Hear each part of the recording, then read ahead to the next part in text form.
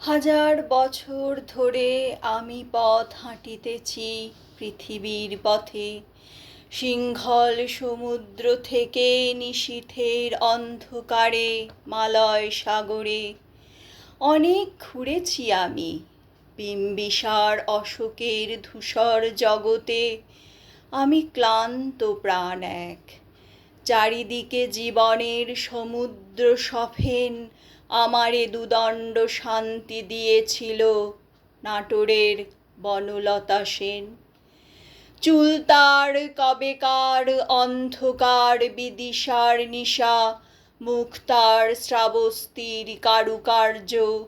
অতি দূর সমুদ্রের পর হাল ভেঙে যে নাবিক হারায়েছে দিশা, সবুজ ঘাসের দেশ যখন সে চোখে দেখে দারুচিনি দ্বীপের ভিতর, তেমনি দেখেছি তারে অন্ধকারে।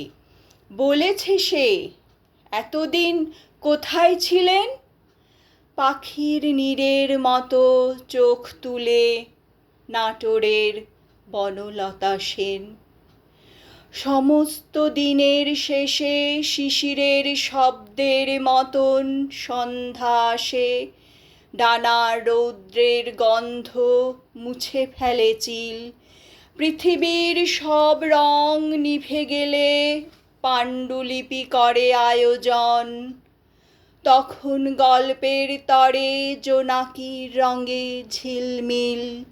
সব পাখি ঘরে আসে, সব নদী ফুরায়ে জীবনের সব লেনদেন।